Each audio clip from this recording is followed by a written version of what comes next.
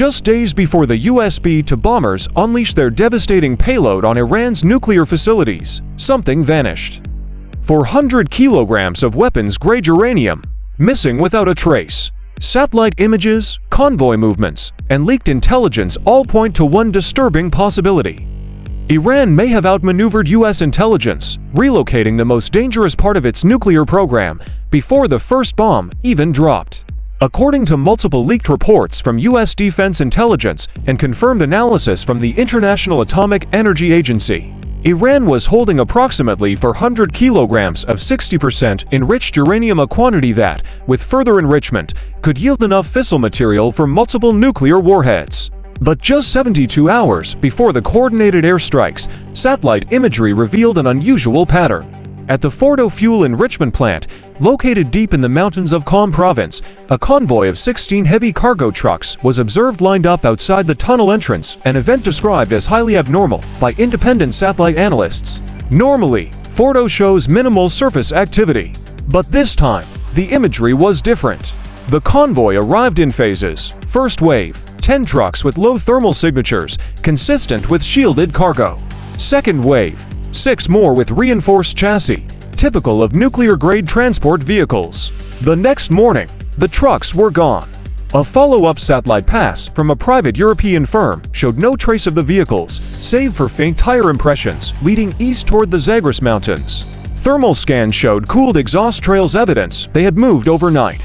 On the night of the attack, 6 B-2 Spirit bombers operating from Whiteman Air Force Base in Missouri launched a series of coordinated strikes on Iran's nuclear sites, including Fordo, Natanz, and Isfahan. Each B-2 carried the GBU-57 massive ordnance penetrator, a 30,000-pound bunker-busting bomb designed to crack hardened targets buried deep underground. At Fordo, at least 3 tunnel entrances were destroyed, and the main enrichment chamber was severely compromised, according to post-strike satellite imagery. But what wasn't found? The enriched uranium.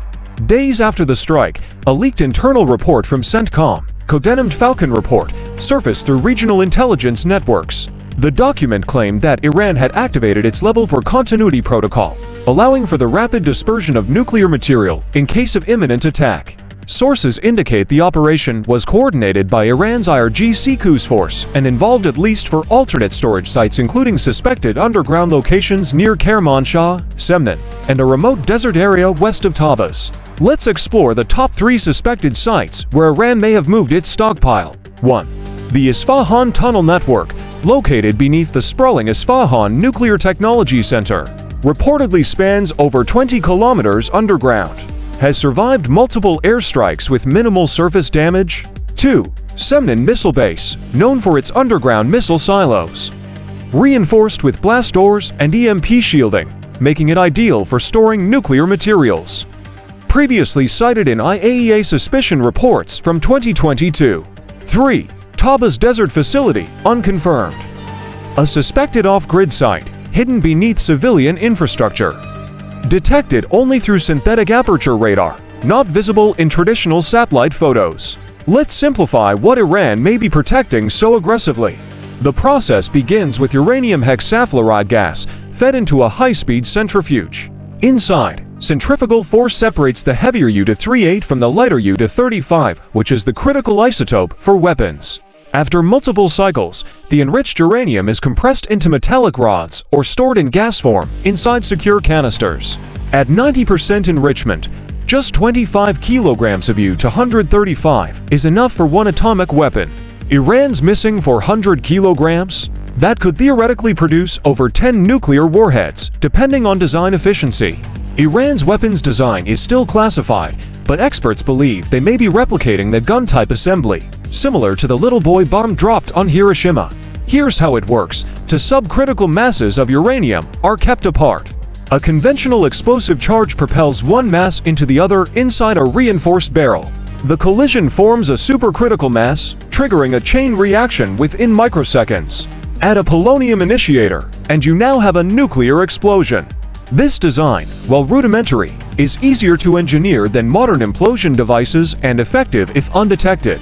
The Fordo facility is deep underground, with its enrichment halls buried beneath 80 meters of mountain rock. 6 tunnel entrances and multiple decoy shafts make targeting incredibly difficult. Even the GBU-57 has limitations at that depth, especially if the strike angle isn't perfectly vertical. That's why US bombers targeted the mountain ridge itself, hoping to induce internal collapse and tunnel implosion. The result? Severe damage, but not total destruction.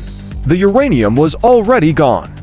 With its enriched uranium stockpile missing and key facilities damaged, but not eliminated, Iran may now pursue a dispersed nuclear strategy.